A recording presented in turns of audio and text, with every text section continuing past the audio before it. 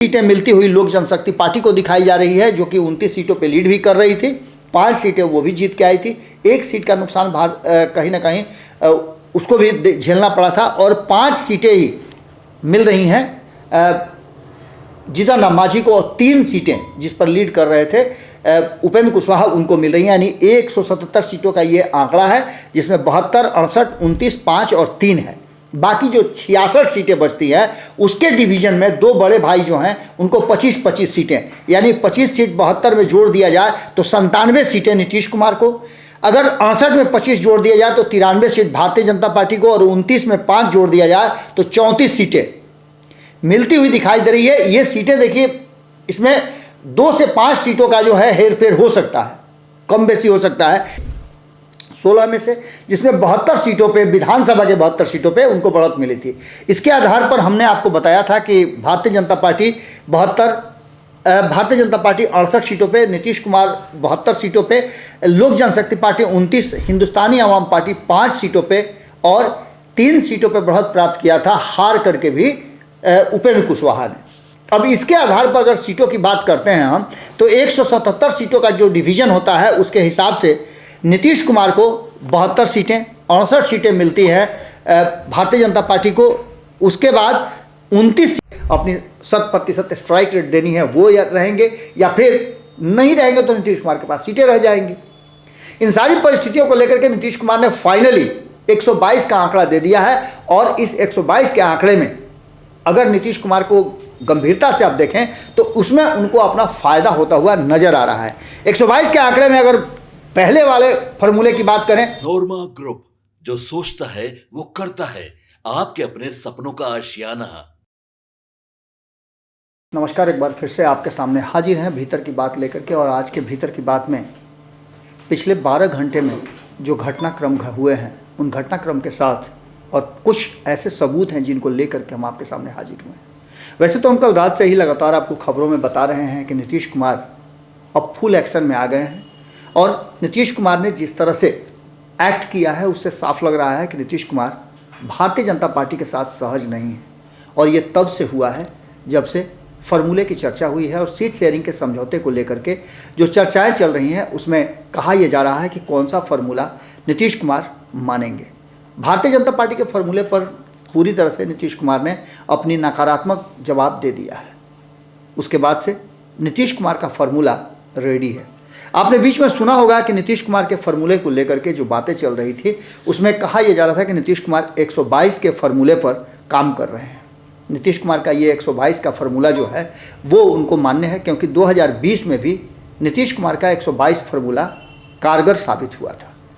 जिस तरह से सीटें कम भले ही आई हो, लेकिन नीतीश कुमार मुख्यमंत्री की कुर्सी पर लगातार विराजमान भी है, और अगर भारतीय जनता पार्टी उनसे अपना रिश्ता तोड़ भी लेती है, या नीतीश कुमार को लगता है कि भारतीय जनता पार्टी के साथ आगे नहीं चल सकते हैं, तो वो दूसरे खेमे में जाकर के मुख्यमंत्री बने रह सकते हैं। ऐसा उन्होंने प्रमाणित भी किया है।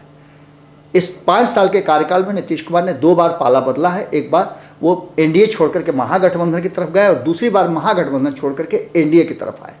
आज भी वो नीतीश कुमार एनडीए के साथ हैं, लेकिन आने वाले 2025 के चुनाव को लेकर के जब रणनीतियां बनाई जा रही हैं, जब सीट शेयरिंग के समझौते को देखा जा रहा है, तो वैसी स्थिति में नीतीश कुमार साफ साफ लग रहा है कि सहज नहीं है। अगर उनके फार्मूले पर सीट शेयरिंग का समझौता नहीं हुआ और उनको ये लगा कि कहीं ना कहीं भारतीय जनता पार्टी उनके साथ कोई खेल कर रही है, तो भारतीय जनता पार्टी के लिए तो मुश्किल होगी ही, एनडीए गठबंधन के स्वरूप पर भी असर पड़ेगा। कल रात में जीतन राम मांझी के साथ जो मीटिंग हुई है वो मीटिंग आपने देखी होगी।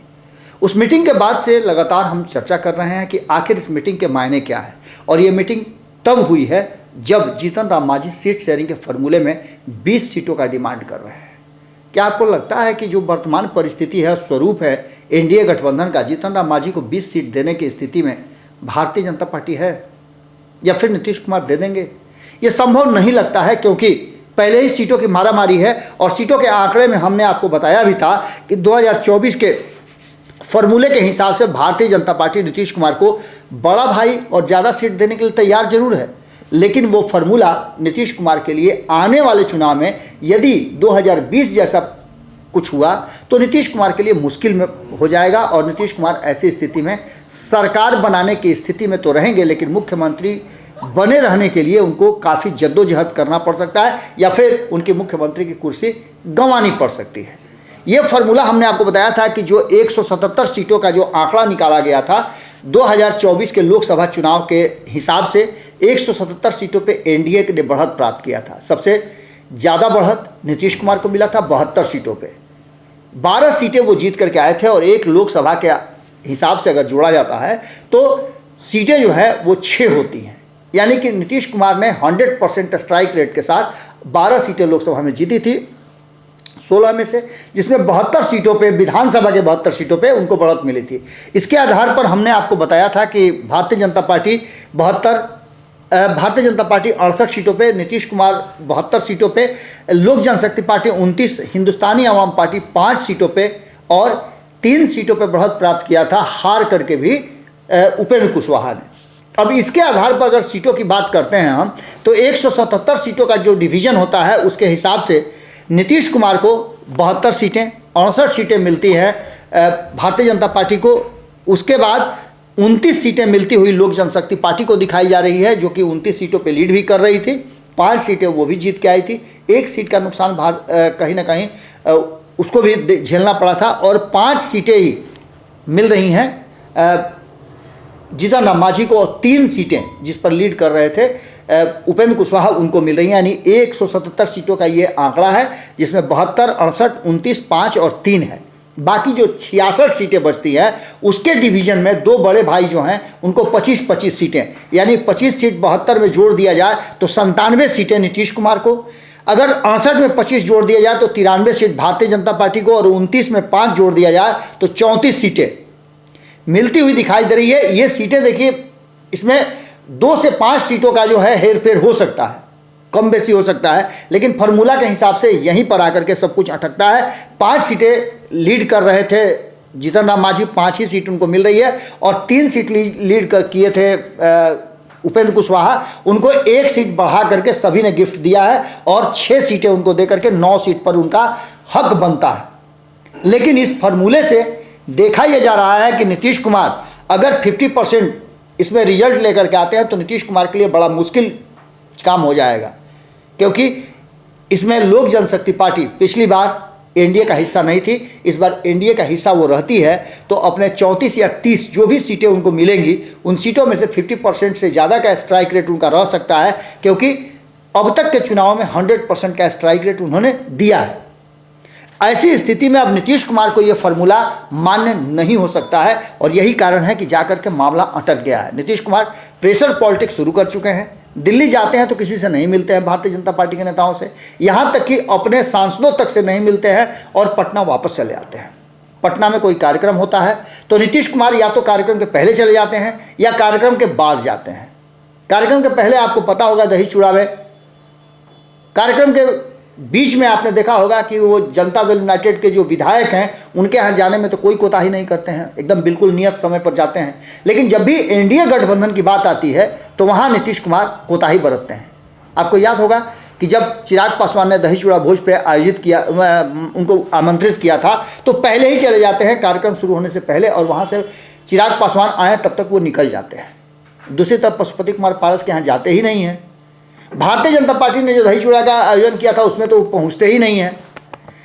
इस सारी बातों के साथ साथ अब आप कहिएगा कि जदयू कार्यालय में जो दही चूड़ा का भोज हुआ था जिसमें सभी दल के प्रदेश अध्यक्ष मिले थे, ये एक अलग प्रक्रिया है। ये प्रक्रिया तो ऑलरेडी चल रही है कि 5 दल के जो प्रदेश अध्यक्ष हैं वो एक साथ मिल करके एकजुटता की बात कर रहे हैं और बिहार की जनता को दिखा रहे हैं। लेकिन सबसे बड़ा जो समस्या है वो है सीट शेयरिंग का।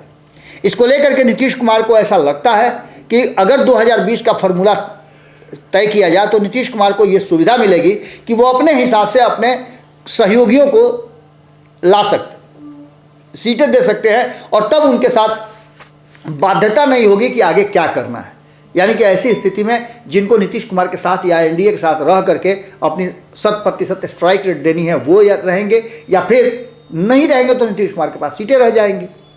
इन सारी परिस्थितियों को लेकर के नीतीश कुमार ने फाइनली 122 का आंकड़ा दे दिया है और इस 122 के आंकड़े में अगर नीतीश कुमार को गंभीरता से आप देखें तो उसमें उनको अपना फ़ायदा होता हुआ नज़र आ रहा है। 122 के आंकड़े में अगर पहले वाले फार्मूले की बात करें, जो 170 वाला आंकड़ा था लोकसभा के हिसाब से, उसमें तो हमने सीट शेयरिंग का 97 का आंकड़ा बता ही दिया।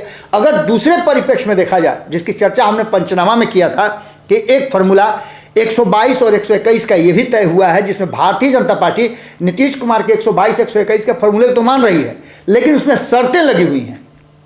शर्तें क्या है? तो भारतीय जनता पार्टी के साथ साथ जनता दल यूनाइटेड को भी अपनी 122 सीटों में से 25 सीटें, माफ कीजिएगा 15 सीटें लोक जनशक्ति पार्टी को देनी होगी, यानी 15 सीटें दोनों को देनी होगी। ऐसी स्थिति में 122 में से अगर 15 घटाते हैं तो 107 सीट बचता है, और 121 में से अगर 15 सीट घटाते हैं तो 106 बचता है। बाकी आपको पता है कि कौन कौन लोग बच जाते हैं।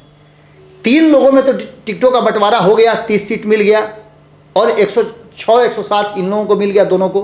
अब इसमें से जीतन राम मांझी और उपेंद्र कुशवाहा के साथ क्या होगा? तो निश्चित रूप से उपेंद्र कुशवाहा और जीतन राम मांझी को 6 और 5 सीटें तो आप देंगे नहीं। निश्चित रूप से इनका भी आंकड़ा जो है वो बड़ा है। जीतन राम मांझी ने 20 सीट बोल करके ये बात तय कर दिया है कि वो इस बार पिछली बार की तरह 2020 की तरह 6 सीटों पे, 7 सीटों पे, 8 सीटों पे मानने वाले नहीं हैं। यानी कि इसमें भी अगर मान लेते हैं कि नीतीश कुमार के पाले में जीतन राम मांझी होते हैं या उपेंद्र कुशवाहा को दिया जाता है, तो 10 सीट से तो कम नहीं लेंगे। तो 106 में से 10 घटा दीजिए, फिर वहीं का वहीं आंकड़ा आ जाता है जो भारतीय जनता पार्टी का फॉर्मूला था। भारतीय जनता पार्टी के शर्तों के हिसाब से फिर जाकर के 97 या 96 पर आकर के अटक जाना पड़ेगा नीतीश कुमार को। तो नीतीश कुमार इस फार्मूले से अपने आप को बिल्कुल अलग रखना चाहते हैं, और नीतीश कुमार अपने फार्मूले पर काम करना चाहते हैं। फार्मूला 122 और 121 का ही रहेगा, लेकिन इसमें शर्तें नीतीश कुमार की लागू होंगी। नीतीश कुमार चाहते हैं कि 122 और 121 का फार्मूला दोनों बड़े दलों में बंट जाए, और अलाइन विद इन अलाइन जो पहले हुआ था, एलाइज विद इन एलाइज, उसके तहत 2020 की तरह नीतीश कुमार के साथ 2 दल शामिल हो जाएं, जिसमें जीतन राम मांझी और उपेंद्र कुशवाहा, इनको अपने हिसाब से वो सीटें बांटेंगे और समझा करके इनको अपने साथ रखेंगे। तो वहीं चिराग पासवान, चूंकि मोदी के हनुमान कहते हैं, भारतीय जनता पार्टी से उनका बहुत बढ़िया रिश्ता है, उसको लेकर के भारतीय जनता पार्टी से वो अपनी सीटें लें। यानी ऐसी स्थिति में आप समझ सकते हैं कि 121 सीटों में से अगर चिराग पासवान को 30 सीटें चाहिए, तो 30 सीटें देने के बाद जो परिस्थितियां बनती हैं वो कितने पर आकर के टिकती हैं, ये आपके पास कागज़ कलम है, इसका हिसाब किताब आप लगा लीजिए। ऐसी स्थिति में सीधे तौर पे आप देख लेते हैं तो 122 का आंकड़ा जो है, उसमें से अगर 2 लोगों को 10-10 सीट भी दे देते हैं तो नीतीश कुमार के पास 102 सीट रह जाता है। लेकिन वहीं अगर भारतीय जनता पार्टी लोक जनशक्ति पार्टी को, चिराग पासवान को अगर 30 सीटें देती है तो 91 सीट, 91 सीट उसके पास रह जाती है। और ऐसी स्थिति में 122 का आंकड़ा पूरा करने के लिए नीतीश कुमार की ज़रूरत भारतीय जनता पार्टी को पड़ेगी, और भारतीय जनता पार्टी के साथ नीतीश कुमार अपने स्तर से समझौता कर सकते हैं। अब इसके दूसरे पहलू को अगर आप देखते हैं तो नीतीश कुमार दबाव की राजनीति तो कर ही रहे हैं, वहीं एनडीए घटक दल में कभी चिराग पासवान के साथ उनकी मुलाकात, अभी आपने देखा होगा 2 दिन पहले, भले ही वो नीतीश कुमार के पार्टी से रिजाइन कर चुके, पार्टी से बाहर हो चुके रामेश्वर महतो को अपने खेमे में ले लेते हों, लेकिन जैसे दिल्ली से लौट करके आते हैं सबसे पहले जाकर के वशिष्ठ नारायण सिंह से मिलते हैं, और वशिष्ठ नारायण सिंह कौन हैं इसको बताने की ज़रूरत नहीं है। संकट मोचन कहे जाते हैं जनता दल यूनाइटेड के, और जब भी पार्टी में किसी तरह का गतिरोध होता है, नीतीश कुमार परेशान होते हैं, तो वशिष्ठ बाबू उस समस्या का निदान खोज के निकाल लेते हैं। यानी कि ये कहा जा सकता है कि 122 का फार्मूला जब तय होगा तो नीतीश कुमार के सामने 2 पुराने साथी होंगे, जीतन राम मांझी और उपेंद्र कुशवाहा, जिनको अपने हिसाब से 10 के आसपास सीटें देकर के वो मना सकते हैं। क्योंकि इनको भी तब लगेगा कि नहीं, अगर भारतीय जनता पार्टी के साथ वो रहते हैं तो हमने पहले ही आपको बताया कि 9 और 6 सीटें, 7 सीटें देने की बात कही जा रही है।